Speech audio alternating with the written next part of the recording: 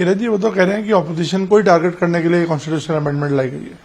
तो आप अगर मान लो आप एक कानून बनाया कि मर्डर होने से आपको मौत का सज़ा होगा, चोरी करने से इतना सज़ा होगा, इतना का नुकसान करने से इतना सज़ा होगा, तो कानून क्यों बनाते हैं? तो फिर तो कानून को कोई भी मिसयूज़ करेगा। अरे कोर्ट नाम का कोई चीज़ है कि नहीं इस देश में? ये देखिए, मैं आपको एक गंभीर बात बताता हूँ। आप लोग जो मीडिया वाले हैं, आप लोग जानते हैं लेकिन आप लोग बोलते नहीं हैं। जब कांग्रेस पार्टी चुनाव नहीं जीत सकते हैं तो भारत के विरोधी कई ताकतें हैं, ये सब मिल करके सरकार और जो संस्था है उसको अटैक शुरू कर देता है कि जन विश्वास खत्म हो जाए देश के प्रति, देश के संस्थाएं के प्रति। जुडिशरी को कमज़ोर करने के लिए लोगों ने बार बार बोला है कि इंडियन जुडिशरी बिक चुका है। फिर ये कहते हैं कि इलेक्शन कमीशन बिक चुके हैं। फिर बोलते हैं कि सरकार चोरी करके सरकार बनाया है।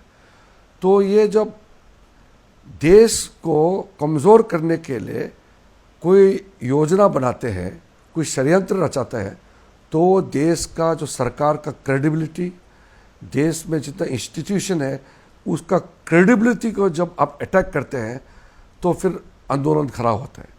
तो इस तरीके का ये मानसिकता, ये लेफ्टिस्ट मेंटेलिटी से जोड़ते हुए ये लोग काम कर रहे हैं। राहुल गांधी से पहले कई कांग्रेस के नेता थे, करप्ट थे होंगे या कमज़ोर थे होंगे, अच्छे थे होंगे, अलग अलग होते हैं, मगर देश को कमज़ोर करने के लिए काम नहीं किया।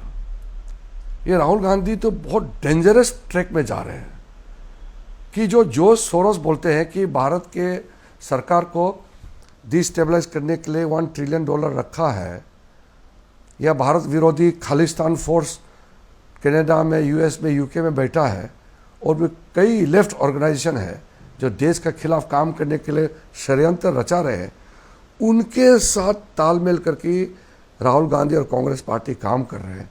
ये देश के लिए बहुत ही चिंताजनक ये एक समय है। लेकिन अब आश्वासित रहिए, मोदी जी के लीडरशिप में देश को कोई डिस्टेबलाइज नहीं कर सकता है।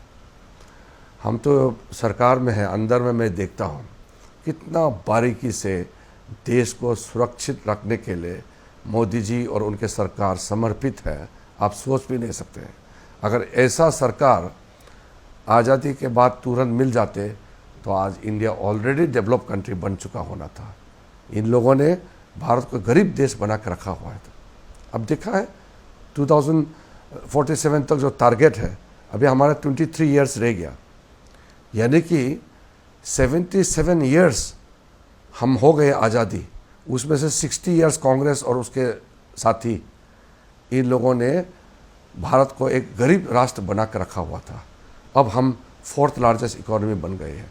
तो सिक्योरिटी, इकोनॉमी और हमारा टोटल भारत का जो इमेज है, अब कोई इसको तबाह नहीं कर सकता है।